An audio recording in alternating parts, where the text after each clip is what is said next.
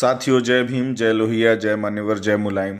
साथियों, आज उस महापुरुष, महामानव, दार्शनिक, संत, राजनैतिक पुरोधा, बहुजन नायक, बहुजन क्रांति के अग्रदूत, बहुजन क्रांति के प्रकाशपुंज, बहुजन क्रांति के पुरोधा, मान्यवर शब्द कहते ही आप सभी का ध्यान जिस ओर जाता है, जिस शख्सियत की तस्वीर आपके मानस पटल पर उभर कर आती है, मैं उन्हीं की बात कर रहा हूँ।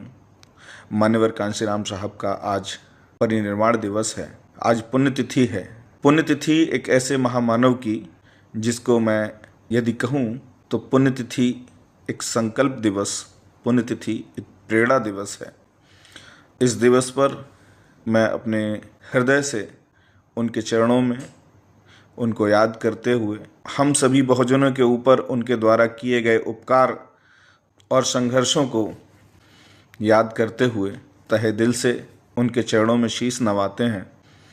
साथियों, वो शख्सियत जिसने इस देश दुनिया को ज़मीन से आसमां की ओर देखना सिखाया, जिस शख्स ने ये बताया कि यदि आप अपने डर पर काबू पा लेते हैं और अपनी हिम्मत को समेट कर एक संगठन में तब्दील कर देते हैं और फिर वो संगठन जब सड़कों पर उतरता है तो सत्ता हासिल करता है, अपना एक नया इतिहास रचता है, अपने अधिकारों को अपनी मुट्ठी में पकड़ता है और अपना मुस्तकबिल, अपना भविष्य खुद चुनता है।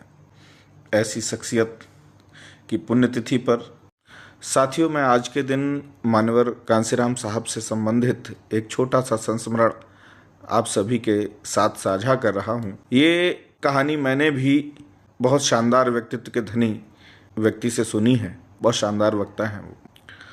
जिस दौर में मान्यवर कांशीराम साहब इटावा से एमपी का चुनाव लड़ रहे थे और अपनी चुनावी सभाएं कर रहे थे, उन्होंने अपनी एक चुनावी सभा में बड़ी सकारात्मक टिप्पणी करते हुए श्रद्धेय नेताजी की तारीफ की, उनके कार्यों की तारीफ की, उनकी संघर्ष शैली की तारीफ की।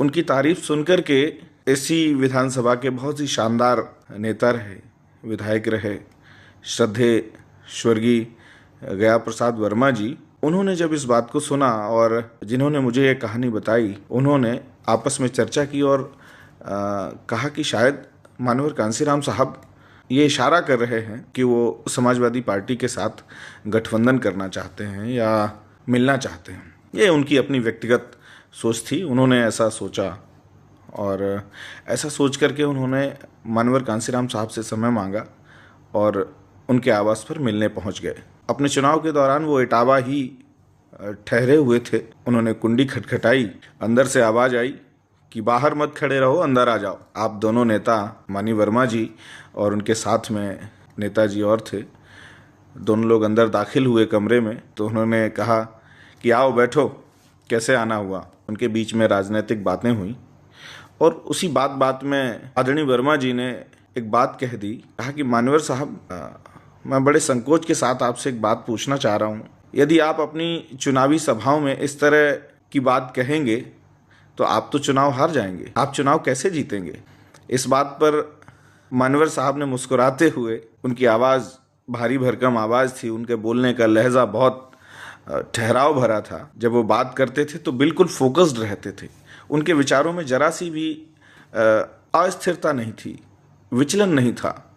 जो भी कहते थे बिल्कुल पुख्ता कहते थे, बिल्कुल निसंकोच, पत्थर की लकीर की तरह बेबाक टिप्पणी करते थे।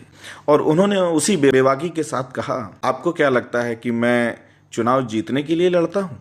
यदि आपको ऐसा लगता है कि मैं जितने भी चुनाव लड़ता हूँ वो सारे जीतने के लिए लड़ता हूँ तो आप गलत सोच रहे हैं। मैं हर बार चुनाव जीतने के लिए नहीं लड़ता। इसलिए नहीं लड़ता हूँ कि मेरे गले में हर बार जीत की माला पहनाई जाएगी।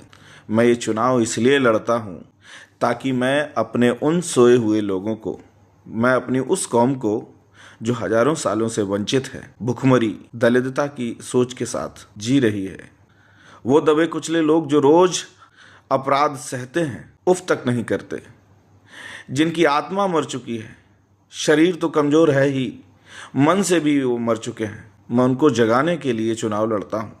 मैं उन्हें ये भरोसा दिलाने के लिए चुनाव लड़ता हूँ कि यदि आप अपने घरों से अपने डर पर काबू करके अपने डर की गुफा से बाहर निकलेंगे और मतदान केंद्र तक जाकर के वोट करेंगे तो देखेंगे कि सत्ता कितनी हसीन होती है, कितनी महबूब होती है, कितनी खूबसूरत होती है, कितनी ताकतवर होती है।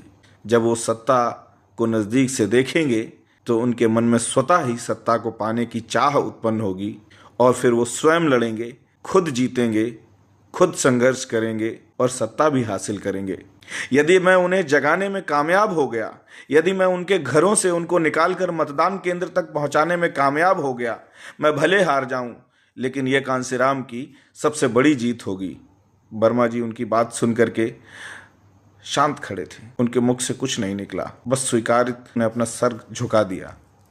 ऐसे थे मानवर कांसीराम साहब, ऐसे थे उनके विचार। उसके बाद वो इटावा सीट से जीत करके दिल्ली की पंचायत में पहुंचे। बीच में जो भी घटा वो सब आपको मालूम है। माननीय नेताजी ने उनके लिए आंतरिक रूप से अपने कैंडिडेट की आहुति दे दी और मानवर कांसीराम साहब को दिल्ली पहुंचाने का काम किया। मैं उन्हें पुनः याद करते हुए, उनके द्वारा किए गए उपकारों को याद करते हुए, उनके बताए मार्ग पर चलने का प्रयास करते हुए, मैं उस महामानव को बारंबार शीश नवाकर प्रणाम करता हूँ, नमन करता हूँ। जय मान्यवर, जय मान्यवर।